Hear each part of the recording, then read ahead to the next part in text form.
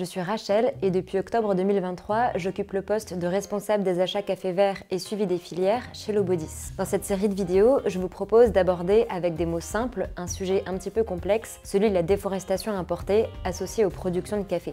La vigilance sur la déforestation importée est à présent inscrite dans les textes réglementaires de l'Union européenne.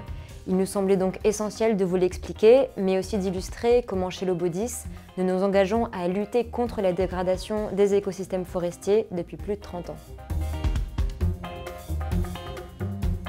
Le caféier est un arbuste qui pousse à l'état naturel sous l'ombre des arbres des forêts tropicales. Il a commencé à être cultivé au XVe siècle, sous ombrage, donc comme dans son état naturel, ce qui impliquait forcément de déforester les sous-bois des forêts pour lui accorder une place dans l'écosystème.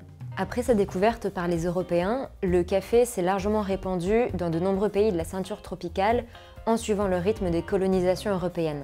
Ainsi, au XVIIIe siècle, l'Europe était déjà responsable de ce que l'on appelle la déforestation importée, c'est-à-dire le fait de déforester ailleurs que dans le pays où on consomme le café. En d'autres termes, en Europe, lorsque nous achetons et buvons du café, nous contribuons potentiellement à la déforestation associée à la mise en culture de terres dans les régions tropicales.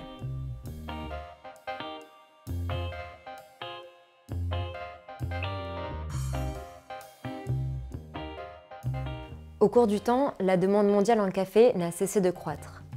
Pour y répondre, les producteurs ont dû augmenter les volumes produits. Or, qui dit plus de café, dit aussi plus de surface cultivée.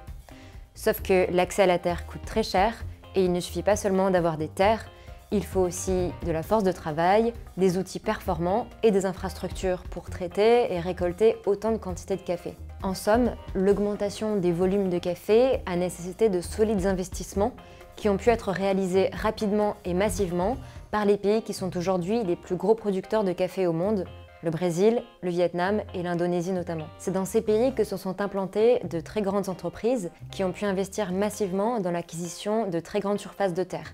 On parle là de centaines à des milliers d'hectares. Ces acteurs sont responsables d'une déforestation massive et à grande échelle, ce que l'on nomme la déforestation permanente. Aujourd'hui encore, ce sont ces modèles agricoles qui fournissent le marché du café en très gros volume. Toutefois, il faut noter que 70% des exploitations de café dans le monde sont encore détenues par des petits à moyens producteurs qui possèdent moins d'une dizaine d'hectares. Pour autant, on y observe également des pratiques de déforestation. C'est ce que je vous propose de découvrir dans la deuxième vidéo.